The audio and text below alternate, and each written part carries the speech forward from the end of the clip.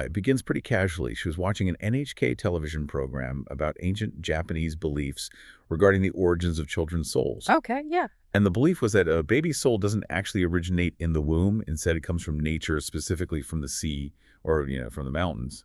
So the underlying premise there is that the soul and the physical body are treated as two distinct entities. They have entirely different origins. They are not just one inseparable unit from conception. Right. And the ancient tradition involved these perfectly round stones that they kept at shrines. The belief was that a soul would temporarily inhabit one of these round stones. It functioned almost like a waiting room. A waiting room for a soul, wow. Yeah. An expectant mother would actually borrow the stone, bring it home, and just place it nearby. And only then would the soul leave the stone and enter the baby's body to begin the human experience. From a mechanistic standpoint, stones are these dense, really grounding materials. In a lot of traditions, they're viewed as capable of anchoring an energetic frequency before it transitions into a fragile biological vessel. That makes a lot of sense. It sets up this framework where the physical body is basically the hardware, and consciousness is a totally separate installation altogether. Exactly.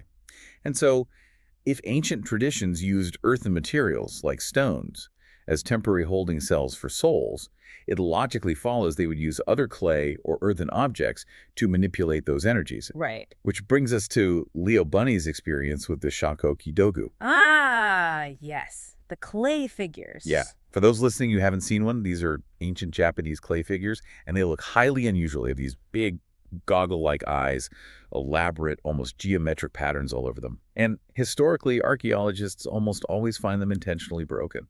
Which is such a weird detail. The mainstream historical consensus has generally interpreted them as ritualistic objects. Like, a lot of historians believe they were used as talismans or protective charms for safe childbirth. Right, and maybe broken as part of a completion ritual when the baby is born safely. Exactly, yeah. Well, LeoBunny decided to test this theory.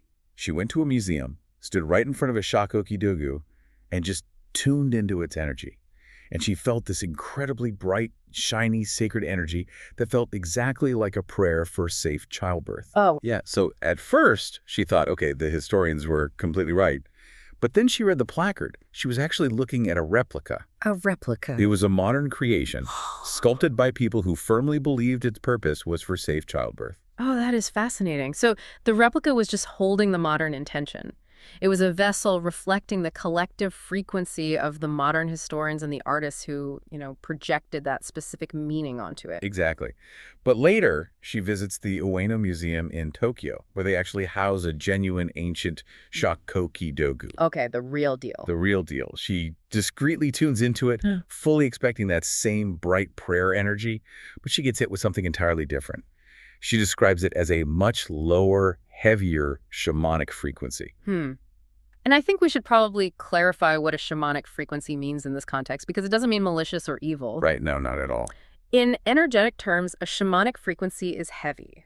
It's extracting, and it's deeply grounding. Think of it like a poultice that's meant to draw out an infection. It pulls things down and out. That is the perfect way to describe it. Because the ancient dogu essentially revealed its true original purpose to her.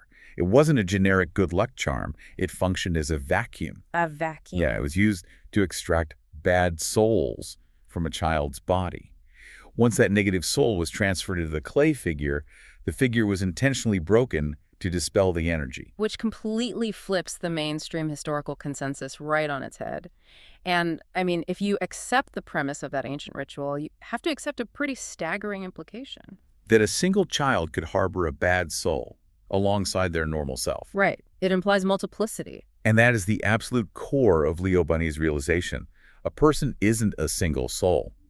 We operate more like a team. She says usually it's about 3 entities, sometimes 4. Wow. The full conversation is on the podcast, available on Spotify and Apple Podcasts. A free workbook is waiting too. Link in bio.